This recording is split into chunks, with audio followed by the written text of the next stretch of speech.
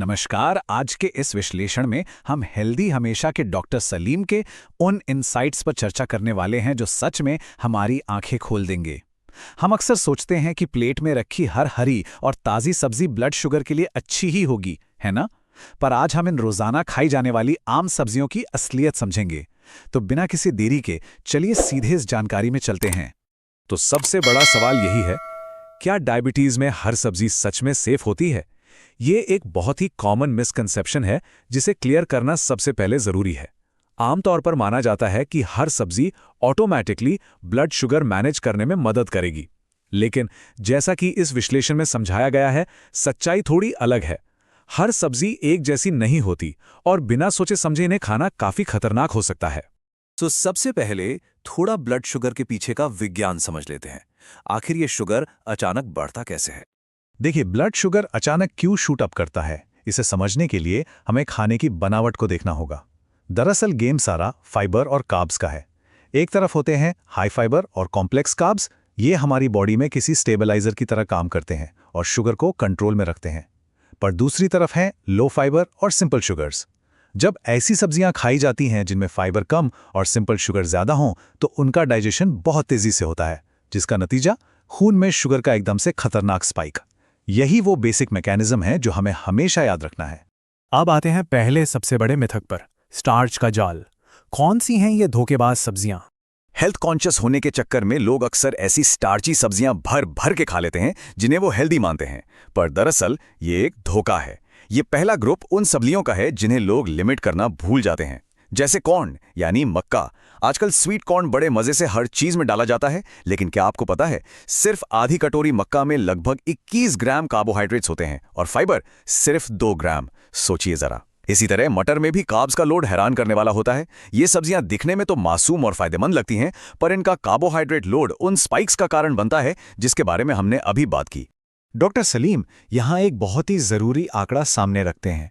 सिर्फ एक आम मीडियम साइज आलू में करीब 30 ग्राम कार्ब्स होते हैं। 30 ग्राम! और उसके मुकाबले फाइबर सिर्फ 4 ग्राम के आसपास।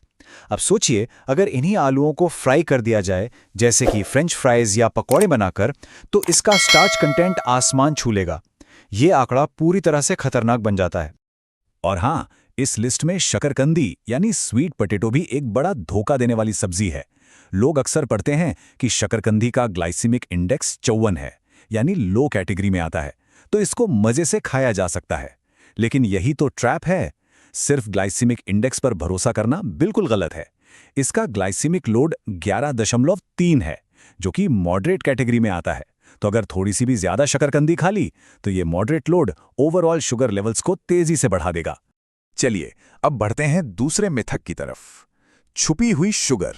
यहां हम ऐसी सब्जियों की बात करेंगे जिनमें शायद स्टार्च ना हो, पर उनके अंदर नेचुरल शुगर्स का एक भारी खजाना छिपा होता है। गाजर, चुकंदर और सीताफल यानी पंपकिन। ये सब्जियां किसी भी हेल्दी सलाद का एक आम हिस्सा मानी जाती हैं, है ना? लेकिन इनकी इस सेहतमंद इमेज पर मत जाइए। इनमें नेचुरल शुगर और कार्बोहाइड्रेट्स की मात्रा बहुत ज्यादा होती है। इन्हें बिना एहतियात और बिना पोषण कंट्रोल के खाना सीधे तौर पर ब्लड शुगर बढ़ाने को दावत देना है। तीसरा मिथक, और ये एक ऐसी आदत है जो शायद सबसे ज्यादा कॉमन है, सब्जियों के जूस का भ्रम।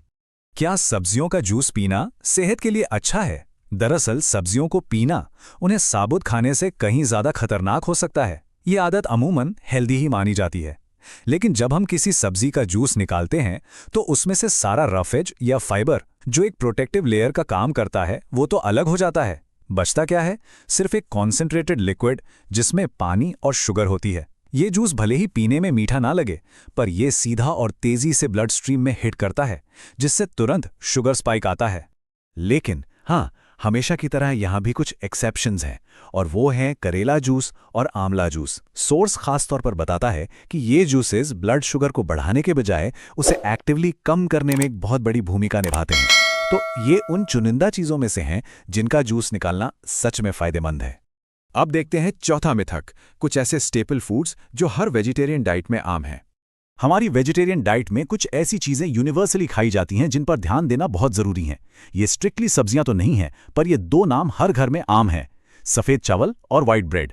सफेद चावल का ग्लाइसीमिक इंडेक्स बहुत ज्यादा हाई होता है और इसमें फाइबर बिल्कुल ना के बराबर होता है, और व्हाइट ब्रेड की तो बात ही अलग है।